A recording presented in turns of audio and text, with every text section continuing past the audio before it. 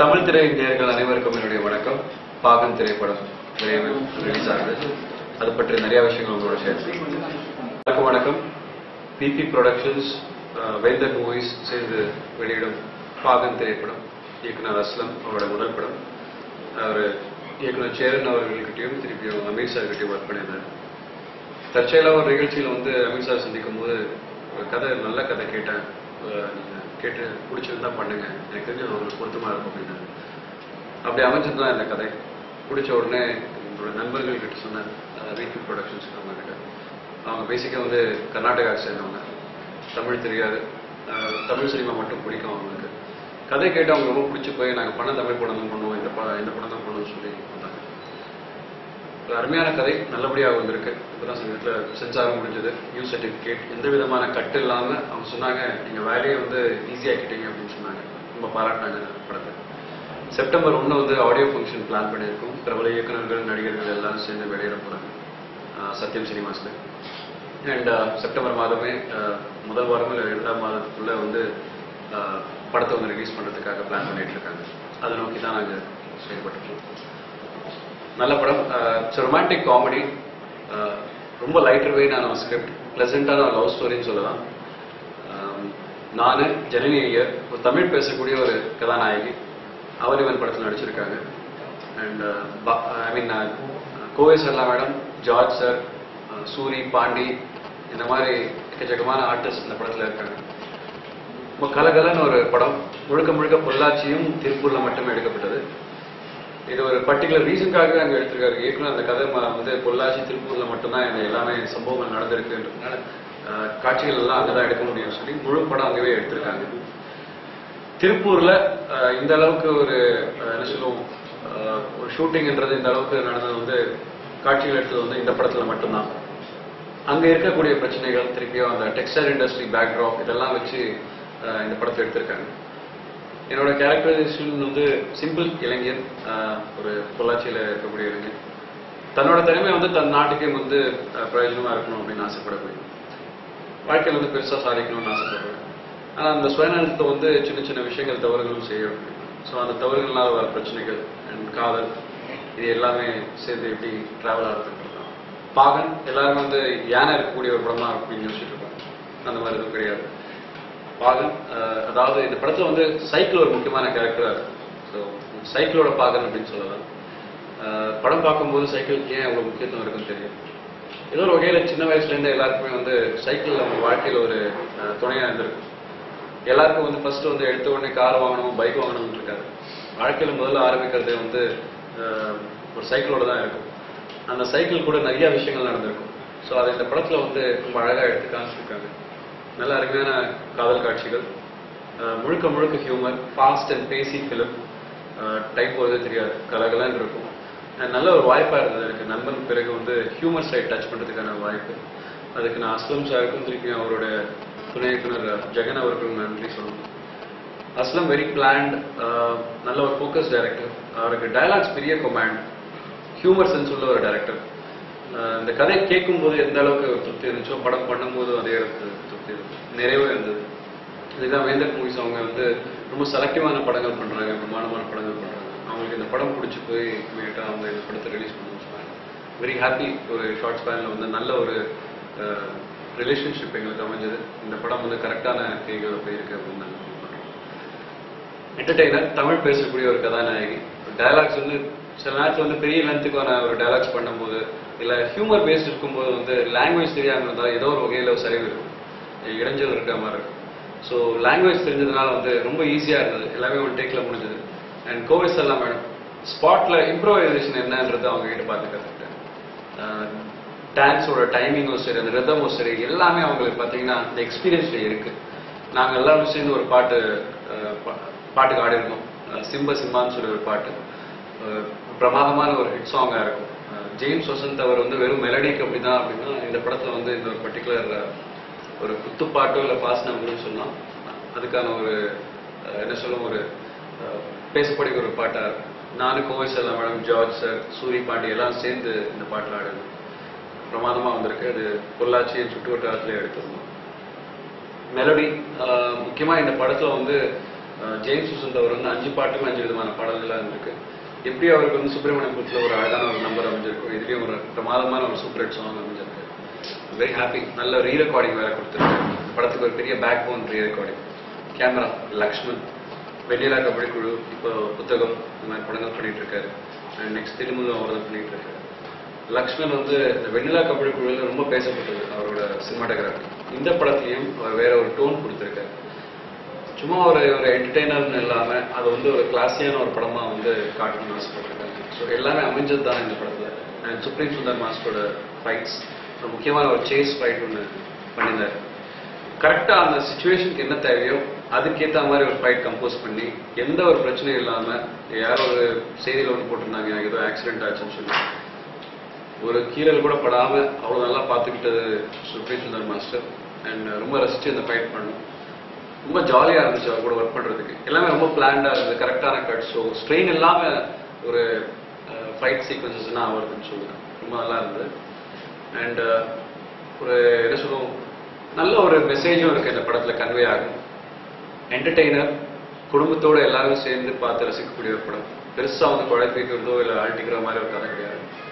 ஜாலியான ஒரு கதை, சென்சிபிளான ஒரு ஸ்டோரி.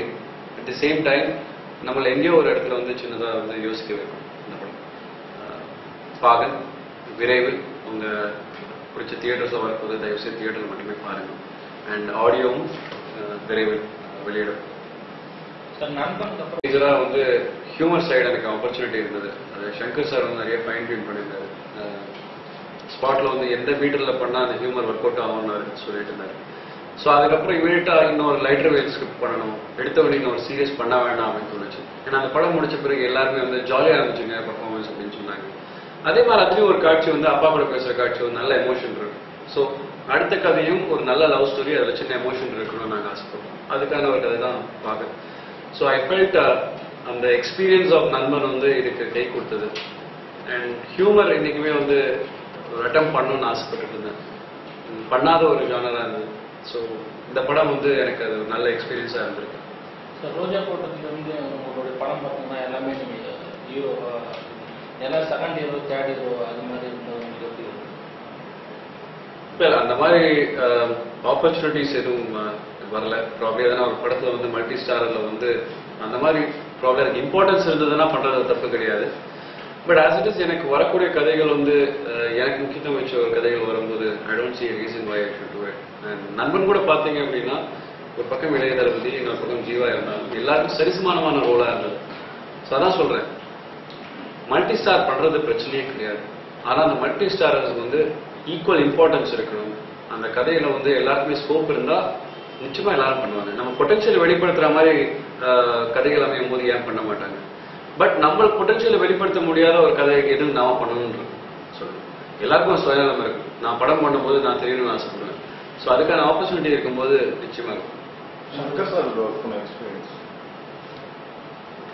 சங்கர் சார் வந்து task master, very well plan, well focus. அவருக்கு அவரோட படத்தை தவிர வேற எதுவுமே கவனம் இருக்காது. தேவையில்லாத விஷயங்களை கான்சென்ட்ரேட் பண்ண மாட்டாரு. என்ன சொல்ல, குதிரைக்கு வந்து 2 பக்கம் கண்ணை வந்து மூடிட்டே இருக்கும், அந்த மாதிரி சங்கர் சார். எல்லா ஆர்டிஸ்ட்டுக்குமே சரிசமானாலும் ஒரு இம்பார்ட்டன்ஸ் கொடுப்பாரு. அவர் எளிமையான அந்த நேச்சர் தான் வந்து அவர் இந்த அளவுக்கு உயர்த்திருக்குன்னு நான் நினைக்கிறேன். எல்லாருக்குமே ரொம்ப மரியாதை கொடுத்து எல்லாருக்கும் வந்து பொறுமையாக வந்து அவங்ககிட்ட வேலை வாங்கக்கூடிய ஒரு இயக்குனர். ஏன்னா சில நேரத்தில் பார்ப்போம், சில பேர் வந்து புது ஆர்டிஸ்ட்லாம் வந்துட்டாங்க அப்படின்னா அவங்கெல்லாம் வந்து கத்தி மிரட்டி வேலை வாங்கணும்னு நினைப்பாங்க. சரியா பண்ணலன்னா உடனே கத்துவாங்க, திட்டுவாங்க. இவர்கிட்ட பார்த்தது தான் பொறுமையாக ஆர்டிஸ்ட் கிட்ட எப்படி வேலை வாங்க முடியும். அதனால என்ன ஆயிடுதுன்னா ஈஸியாக அவரால் வேலை வாங்க முடியும். அண்ட் அவரோட சாட்டிஸ்ஃபேக்ஷனுக்கு ஒரு விஷயம் வரலன்னா அது வரைக்கும் அதை ஃபினிஷ் பண்ண மாட்டார். அந்த வேலை வந்து ஃபுல்ஃபில்மெண்ட் கிடைக்கிற வரைக்கும் அவர் ஆக்செப்ட் பண்ணவே மாட்டார். நெக்ஸ்ட், பயங்கரமான ஒரு ஹியூமர் சென்ஸ் இருக்கக்கூடிய ஒரு இயக்குனர். நம்ம ஷார்ட் நல்லா பண்ணியிருக்குமா இல்லையான்றது அவரை பார்த்துட்டாலே போதும். அந்த ஷார்ட்டை வந்து அவர் ரசிச்சு சிரிச்சாரு, கேட்டுட்டார் அப்படின்னா அது பிரமாதமாக வந்திருக்குன்னு அர்த்தம். ஏன்னா அவர் மானிட்டர் கிட்ட அவர் பார்க்கும்போது முகத்தில் வந்து எல்லா எக்ஸ்பிரஷன்ஸ் பார்ப்போம். ஸோ அவருக்கு என்ன வேணுன்றது நம்ம வந்து முதல்ல டிசைட் பண்ணிக்கலாம்.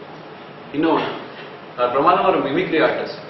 ஸோ ஒவ்வொரு ஆர்டிஸ்ட் மாதிரி நம்ம சில விஷயங்கள் வராத போது அவர் வந்து அந்த ஆர்டிஸ்டோட வாய்ஸ்லேயே அந்த பாடி லாங்குவேஜே பண்ணி காட்டுவார். ஸோ நாம வந்து நம்மளே வந்து பார்க்குற மாதிரி இருக்கும். ஸோ அந்த மாதிரி ஒரு எக்ஸிக்யூஷனோ இல்லை வெல் பிளான்டு டைரக்டர் இருக்கும்போது ஒர்க் வந்து ரொம்ப ஈஸியாகிடும். அண்ட் மோஸ்ட் இம்பார்ட்டன்ட் திங், எல்லாருக்கும் அவங்களோட சுதந்திரத்தை கொடுக்குறாரு. அந்த சுதந்திரம் கிடைக்கும் போது நம்ம வந்து நல்லபடியாக வந்து நம்மளோட பர்ஃபார்மன்ஸை வெளிப்படுத்தலாம். சார், இந்த பாகன் படத்துல வந்து நீங்க கதாநாயகிக்கு பாகனா இருக்கீங்களா, வேற யார் பாகனா இருக்கீங்க?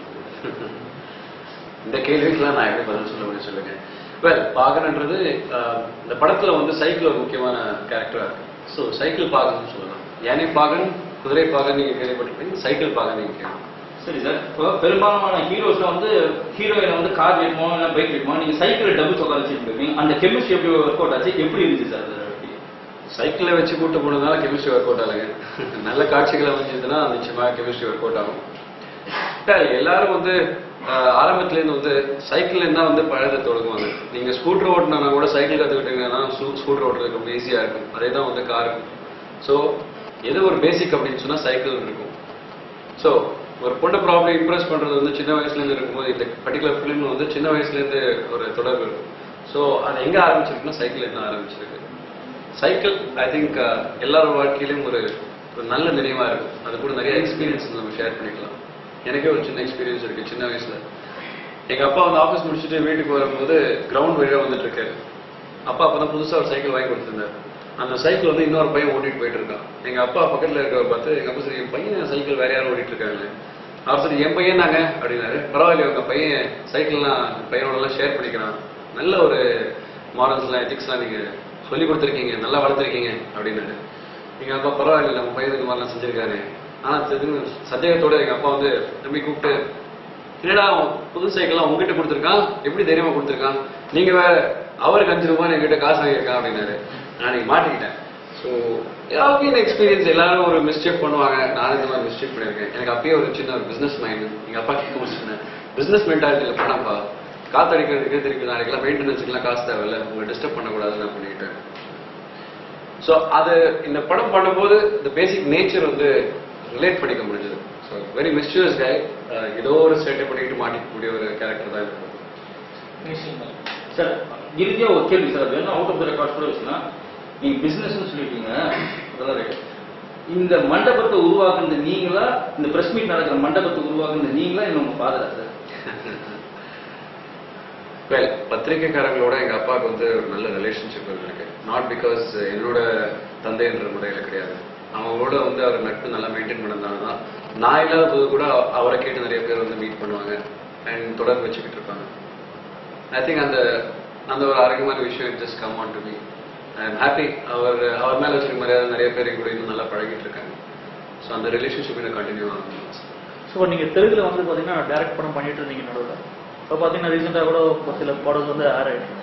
எப்படி பார்க்கணும் வந்து அதுலேயும் டப் ஆகிட்டு போகிற படமா, இல்லை தெலுங்குல வந்து நீங்கள் எப்படி இனிமேல் பண்ண போறீங்க? இப்போ இந்த கதை வந்து nativity wise is no issue. கதையாக ரொம்ப நல்லா இருக்கிறதுனால மேபி ஃபியூச்சர் அவங்க டப் பண்ணி ரிலீஸ் பண்ணுறதுக்கான வாய்ப்பு இருக்கு.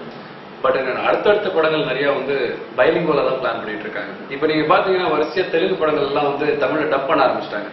ஸோ அவங்க வந்து எப்படி தமிழ்காரங்க வந்து தெலுங்குல ஒரு மார்க்கெட் பிடிக்க ஆரம்பிச்சிட்டாங்களோ, நாம ஏன் தமிழ்ல போய் முடிக்கூடாது அப்படின்னு சொல்லி நிறைய பேர் யோசிச்சிருக்காங்க. இன்ஃபேக்ட் ரவிதேஜா கூட இப்போ தமிழ்ல பண்ண போறாரு. ஸோ அந்த மாதிரி இருக்கும்போது ஐ திங்க் இன் ஃபியூச்சர் நான் வந்து டைரக்டா வெறும் ஒரு தெலுங்கு படம் பண்ணாம ஐ திங்க் ப்ராப்ளி ஒரு தமிழ் தெலுங்கு பைலிங்குவல் என்று பண்றது வந்து ஒரு ப்ரொடியூசர் பாயிண்ட் ஆஃப் வியூ அது ரொம்ப வயபிளா இருக்கும். I think it helps the film. Budget wise வந்து சில விஷயங்கள் வந்து அங்கே காம்பன்சேட் ஆகும். அண்ட் அப்படி மார்க்கெட் ஜெல் ஆச்சுன்னா ரொம்ப நல்ல விஷயம் தான். சினிமா பொறுத்த வரைக்கும் மொழி என்ற வேறுபாடு கிடையாதுங்க. நம்ம என்டர்டெய்னர்ஸ் நாமளே வந்து சினிமாலேயே வந்து பாகத்தை வச்சுட்டோம்னா ரொம்ப கஷ்டம். நல்ல படத்தை வந்து எல்லா மொழியிலும் பார்க்கணும். தேங்க்யூ ஸோ மச் நேயர்களே. இவ்வளோ நேரம் பாகன் படத்தை பற்றி நிறைய விஷயங்கள் உங்களோட ஷேர் பண்ணிக்க முடிஞ்சது. படத்தை பற்றி நிறைய விஷயங்கள் சொல்லியிருக்கேன். படத்தை நீங்கள் நேரடியாக தேர்வு வைப்பாங்க, பைரசி மட்டும் அவாய்ட் பண்ணுங்க. உங்களோட இந்த ஆதரவு, உங்களோட நல்வாழ்த்துக்கள் இன்னைக்கு தேங்க்யூ ஸோ மச்.